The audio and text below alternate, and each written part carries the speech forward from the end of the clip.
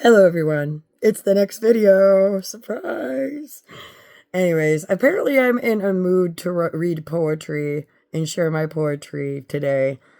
Um, Again, like I said, I go on writerscafe.org and you'd find me under JV Stanley. Um, and all my old work, I haven't actually posted on there in years. A long time. I think I posted a couple years ago. I can't remember. Anyways, I was just revisiting these poems and stuff, and I'm like, hey, I wonder what else is on here. And I'm like, well, shit, maybe I just might as well just share a couple. Why not? This one is also written in 2012. It's called Footprints, and the tagline, it said, I had a rough day and was thinking about perception and the importance of being mindful of your surroundings, literally and figuratively. And so this is where, or this is the poem. All right, footprints. I see the time passing, slowly, waiting. Footstep falling. Breaking sounds underfoot from behind. For sticks and stones may break, but only underfoot, and not because they're cast. For who am I to cast? For I am no different than others. I break just as easy, fragile, and as delicate as one can tiptoe, footsteps light when dirt is powder. I am perpetual winter, warmed by the sun, but no one will see.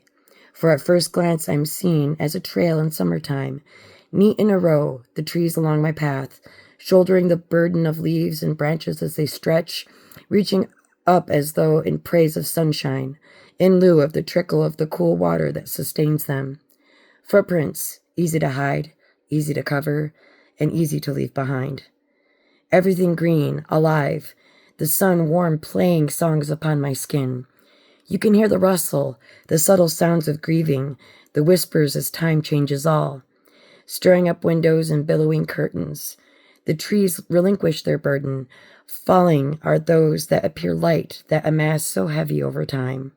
They dance in their own way, these old and mighty, waltzing with that invisible friend who appears when all must be shed, so the wind with delicate fingers assists to undress.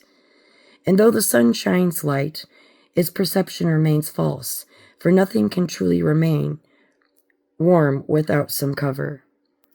Crystalline and delicate, frozen glass marking limbs chime as the dear wind passes, as if warning that its embrace is no longer welcome. The cold is clean, refreshes the mind, the spirit. Every surface glitters, sheen. You try to touch it, it melts.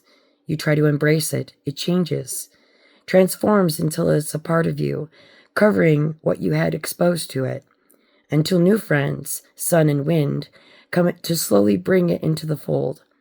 Then it is no longer yours, but theirs. Nothing is ever had, it is borrowed.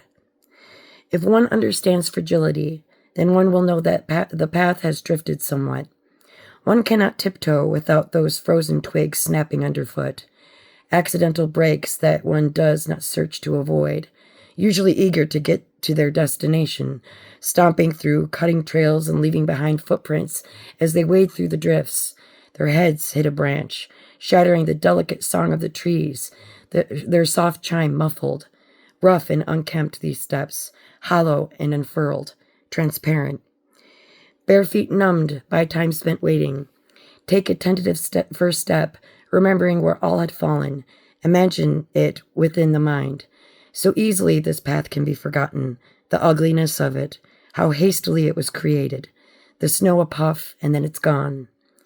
Mindful of steps, slowly I broach the ground with toe, arch, and heel, treading carefully so as not to disturb what lay beneath. Soft padding of moss and leaves, brittle sticks and blades of grass, remembering where each lay in quiet. Footsteps encased within its slot, enough to where it will remain, for warmth of skin creates a mold, and whatever tracks it makes will remain inconstant. Though the wind may cover and the sun may distort, the outline remains.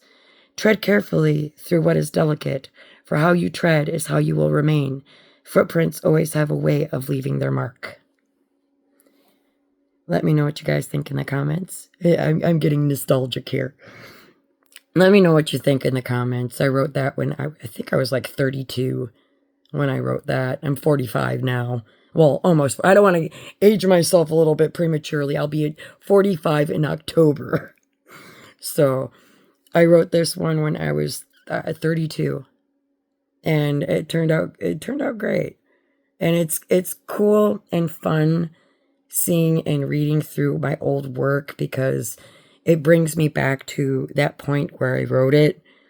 And it also shows me how far I've come as a writer and how different my voice is now compared to what it used to be. And I can see my progress, but the great thing about looking back on this old work is to appreciate the level I was at during the time that I wrote it. And that's why I like looking back at this stuff, because it's just like, hey, I wrote that a long time ago. So I just figured I'd share a few with you guys, and hope you enjoy.